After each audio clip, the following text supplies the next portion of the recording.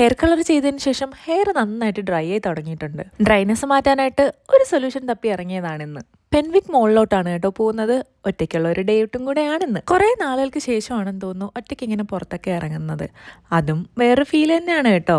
പ്രൈമാർക്ക് കണ്ടപ്പോൾ അങ്ങോട്ടേക്കൊന്ന് കയറി കുറച്ച് നൈറ്റ് ഡ്രസ്സൊക്കെ നോക്കാനുണ്ടേ. ഇന്നത്തെ എൻ്റെ ഔട്ട്ഫിറ്റ് എന്തായാലും ഇങ്ങോട്ട് വന്നതുകൊണ്ട് ഗുണം ഉണ്ടായെന്നാ തോന്നുന്നത്. നൈറ്റ് ഡ്രസ്സിനൊക്കെ അപ് ടു 50% ആണ് ഓഫർ. ഈ ഒരു ക്യൂട്ട് നൈറ്റ് ഡ്രസ്സാണ് കേട്ടോ ഞാൻ വാങ്ങിയത്. എന്തിനാ വന്നതെന്നുള്ള കാര്യം മറക്കാൻ പാടില്ലല്ലോ.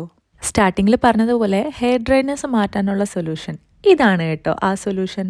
ലിങ്ക് വേണമെന്നുള്ളൊരു കമൻറ്റ് ചെയ്തേക്കണേ. ഞാൻ യൂസ് ചെയ്തിട്ട് എനിക്ക് നല്ല രീതിക്കുള്ള ഒരു റിസൾട്ട് തന്നിട്ടുള്ളൊരു പ്രോഡക്റ്റ് ആണ് കേട്ടോ ഇത്. വന്ന കാര്യം കഴിഞ്ഞു. ടൈം ഉള്ളത് കൊണ്ട് ഷോപ്സിലൊക്കെ കയറി നമുക്ക് ക്ലോത്ത്സ് ഒക്കെ ഒന്ന് നോക്കാം. ഈ ഒരു ഡ്രസ്സ് കുറച്ച് മാസങ്ങൾക്ക് മുന്നേ ഞാൻ നോട്ട് ചെയ്ത് വെച്ചതായിരുന്നു. അന്ന് ഇതിന്റെ പ്രൈസ് വന്നിട്ട് 150 പൗണ്ട് ആയിരുന്നു.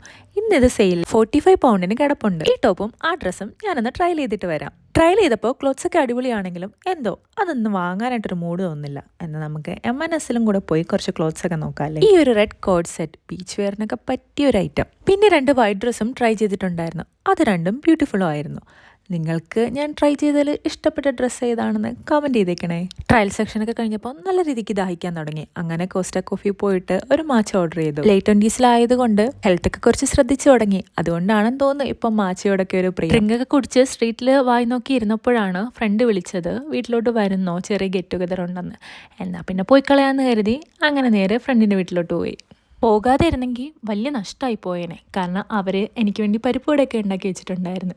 എനിക്ക് വേണ്ടിയല്ല, എല്ലാവർക്കും വേണ്ടി. 2 പല്ല് മാത്രമുള്ള കയ്യിൽ വരെ പരിപ്പുവട കടിച്ചു പറിച്ച് കഴിക്കുന്നുണ്ട്. പിന്നെ നല്ല അടിപൊളി ഒരു കുക്കർ മന്തിയും കഴിച്ച് ഇന്നത്തെ ഡേ അങ്ങ് അവസാനിപ്പിച്ചു. അപ്പം അത്രയേ ഉള്ളൂ. വീണ്ടും കാണാം. ബൈ.